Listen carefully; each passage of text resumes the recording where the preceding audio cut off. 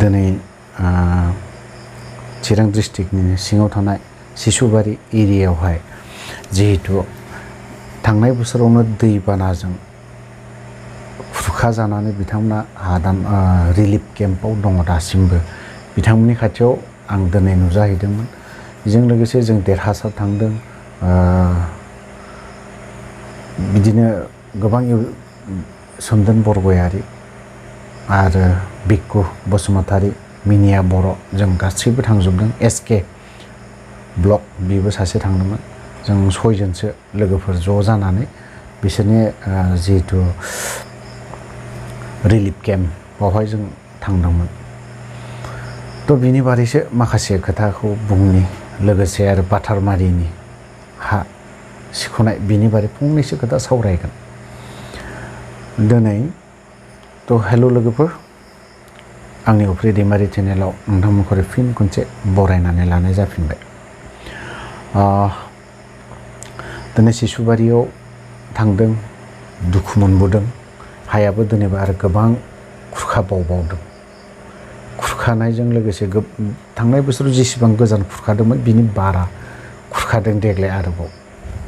थ' दिनैहाय बे जिहेतु रिलिफ केम्पआव दङ सिसुबारियावहाय, जाय मानसिफ्रा दिनै गथ'फोर गोरलै दङ आरो खायफा खायफाथ' देहा गाज्रि बेफोरबायदिबो नुबोनो मोनदों। थम्बु प्लास्टिकनि न' खोंनानैसो थानायखौ नुबोनो मोनबोदों। दिनै दुखु नांदों बेफोरखौ। जोंनि फरेस्ट डिपार्टमेन्टनि फरेस्ट बिभागाव थाग्रा रनजित बसुमतारी बिथाङा जुदि थांनानै नायोब्ला, खनसेसो गसंहैयोब्ला मोजां जागोन होननानै आं सानो। थ' ओरैनो दिनै जोंनि फरेस्ट जायगायावथ' हायावथ' जोंनावथ' नोंसोर बहाथो मियादि होनो हानाय। आवगोलनि जिहेथु बारग' गोदोनो जा सालायबोनाय जाखिनि होनांगौ होदों, बिथांमोनाबो नांगौ बायदि मियादि लेखाखौ होजोबनो हायाखै।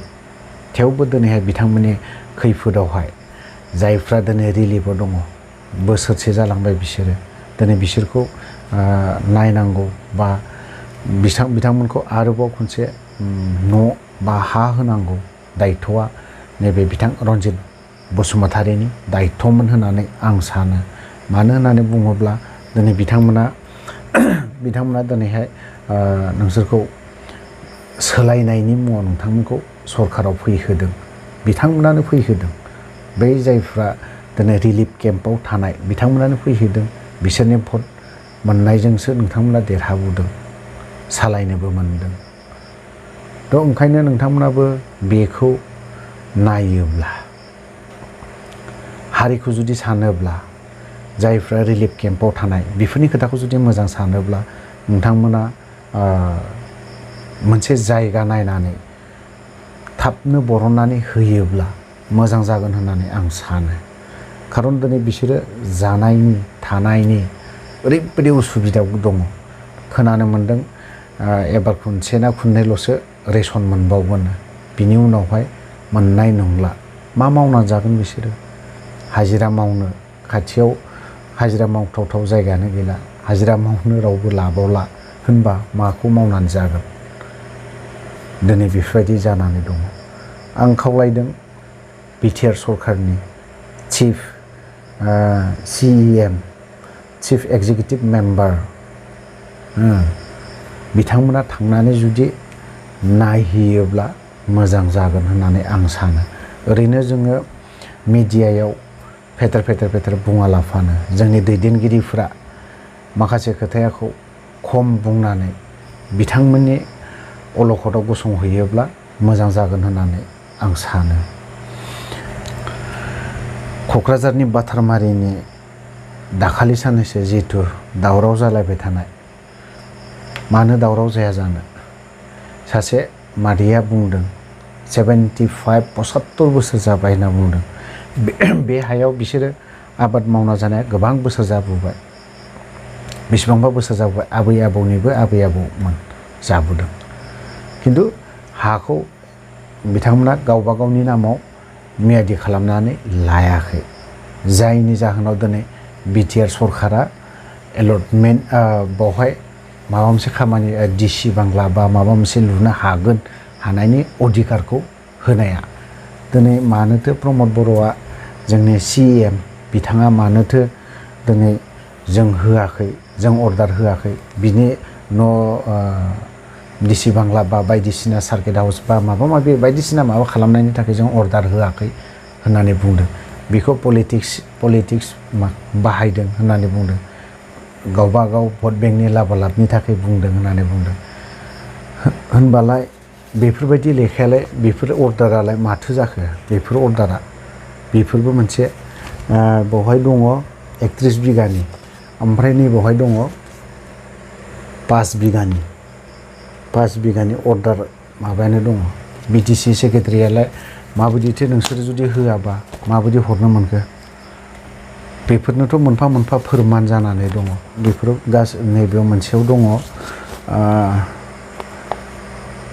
क'क्राझार डिस्ट्रिक्ट 1 नभेम्बर 2021 बावहाय ओंखारदों आरोबाव 1 नभेम्बर 2021 बे मोनसे ओंखारनाया। आरो नैबे बेसेबां 31 बिगाया ओंखारदों डेटआ 31 आगष्ट 2021, ओमफ्राय बियो 3 सेप्तेम्बर 2021 बेबो। बे समावथ' नोंसोरनिनो सरखार दङमोन, नोंथांमोननिनो सरखार। दिनै नोंथांमोनालाय माबोरैथो अर्डार होनो हाखो? आरो बिथां रनजित बसुमतारी, नोंथाङा दुखु मोनगोन। जोंहा बेफोरबायदि खुनु बा सोरनोबा माबा मोनसे डिसिनि सार्किट बा माबा मोनसे लुनायनि जों अर्डार होआखै बेफोरबायदि खोथा होननानै बुंबाय थादों। बेफोरनोथ' नोंथां राकेश फेरेंगा, बेफोरनोथ' फोरमाना, मोनफा मोनफा फोरमाना बेफोरनो। लेखाफोरा दङ, जोंनावबो दङ, जोंनावबो दङ बेफोरबायदि लेखाया। अनलि नोंसोरनावल' थाया, जोंफोरबो मोनो बेफोरबायदि लेखाखौ।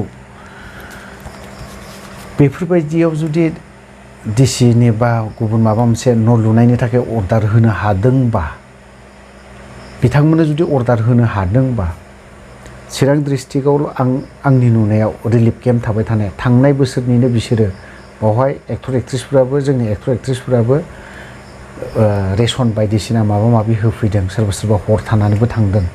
दिनैसिमबो रिलिफ दङ। दिनै बिथांमोननो हाखौ होनो नागारै सोरबा सासे गभर्नमेन्टनि बा माबा मोनसे अफिस लुनो थाखाय जुदि अर्डार होनो हायोब्ला बिथांमोननो मानो होनो हाया? आंना खोथाया बेबो मोनसे। मानो अर्डार होनो हाया? दिनै एथ'राब जुदि हानिनो अभाब गैयै बा माबा गैयै जाथारदोंबा, बिसोरनो होनो हादोंबा बिसोरनोबो होनो हानांगौ। आंनि खोथाया बे। दिनै थांनाय बोसोरावनो बिसोर रिलिफ केम्प जानानै दङ। नोंथांमोना बिसोरनो हाबो नागिरनानैबो होआखै। ओंखायनो आं सानो नोंथांमोना नैबे बाथारमारिनिखौ RTIबो होदों होनना खोनादों। जायफ्रा RTI होदों बिथांमोनखौ आं मोजां मोनदों, आंनि साबायखर होयो। आरो जों जिखुनु समावनो जानला मानला अर्डार होनायनि फारसेब्ला जों गसंनांगोन। सोरबा आं हारसिंल' गसंबा जानाय नङा। सोरबाया आं हारसिंनो बा इउटुबावल' बुंबाय थाबा जानाय नङा। बुंनायजों लोगोसे दिनै फिसा फिसा माहारियारि आफाद दङ जोंहा, बिथांमोना गसंनांगोन। हारिखौ जुदि सानदोंब्ला, बर' रायजो राजानि खोथाखौ जुदि दुखु दाहा खैफोदफोरखौ जुदि सिन्था खालामोबा, सानोब्ला, ओंखायनो जों जेसेबां सोरबा आबसुआनो जा, सोरबा माबा माबियानो जा, BNSUआनो जा, BNSUआथ' दाखालि धरना होदों। जों ज' जालायनानै बर'नि फारसे जों बर' रायजोनि जानानै खामानि मावनोखौ साननांगोन। दिनै नों आबसु, नों BNSU माबा माबि बेफोरबायदि सानलायबाय थानानै जेबो लाब गैया, जेबो लाब गैया। टटेलि जिर' जाहैगोन आरोखि।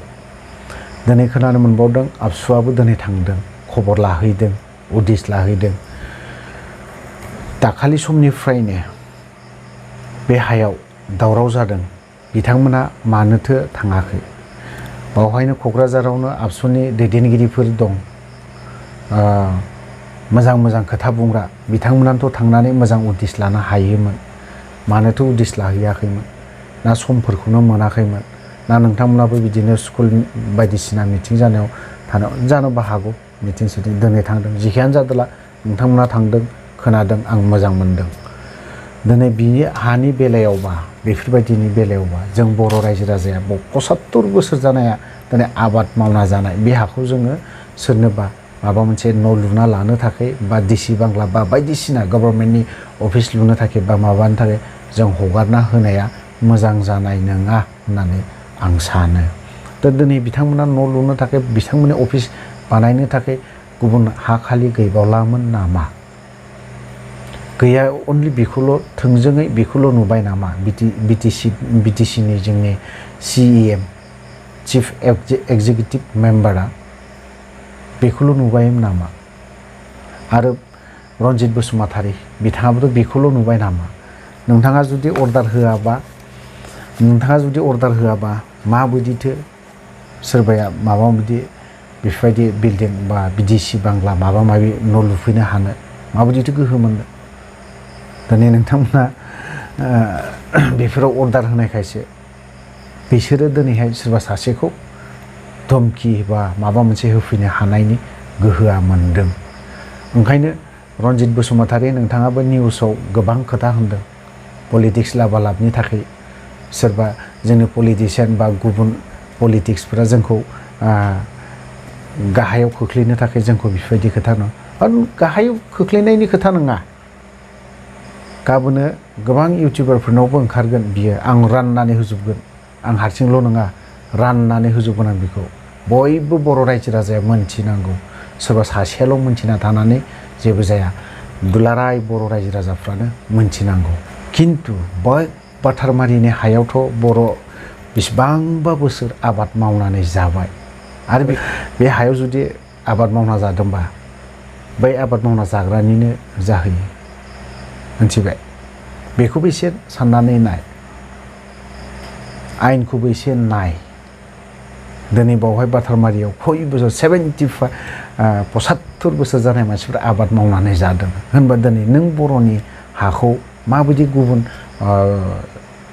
डिसि अफिस बा माबा बांला बानायनि थाखाय बेफोरबायदि हगारना होनो हाखो? माबे बिखाजों हगारखो? जोंनि बिटिसिनि CM आरो हा बिगोमा रन्जित बसुमतारी मोना। रन्जित बसुमतारीनि निउसखौ नायोब्लाथ' माने जेबो नंथारा, जेबो मोनथिया, दाय गैया। खालि दाय बारग'नायखौ नायबाथ' जायाना। दाय एरखेनायखौल' नायबाथ' जानाय नङाना।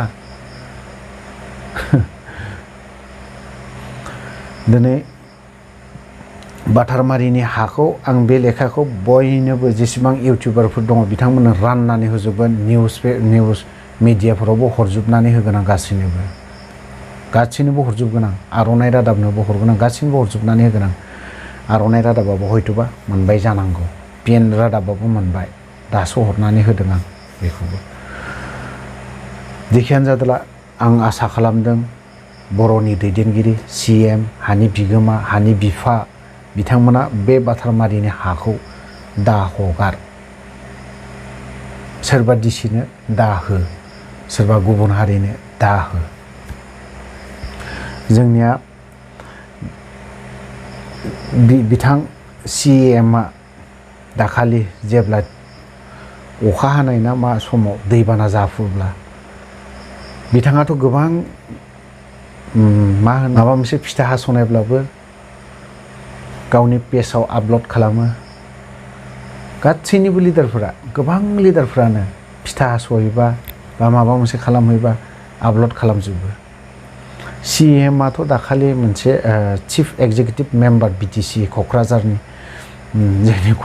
जों माबानि BTRनि चिफ एक्जिकिउटिभ मेम्बारा जेब्ला दैबाना जाफैयो बिथाङा सिंगापुर ना माहायबा ना बहायबा गुबुन हादोराव थांदों। बिथाङा थांदोंब्ला जोंनि बिथाङा सिंगापुर ना माहायबा ना मालয়েशिया गुबुन कान्ट्रियाव थांनाय बेखौ मानो आपल'ड होआखै फेसबुक पेजआव गावनि पेजआवहाय? खनसे हगारनानै होयोब्ला साबसिन जागौमोन होननानै। मानो होनना बुङोबा बैयाव थांनानै जोंनि बिटिसिनि बर'फोरनि बारै आं बावहाय सावरायदों, इदि सावरायदों। मानो आपल'ड होआखै? बे मोनसेखौल' मानो आपल'ड होआसै? बाद बाखिखौथ' नोंथाङा गोबां माबाखौनो आपल'ड होयो। फिथा हास'हैनाय, नालेंखर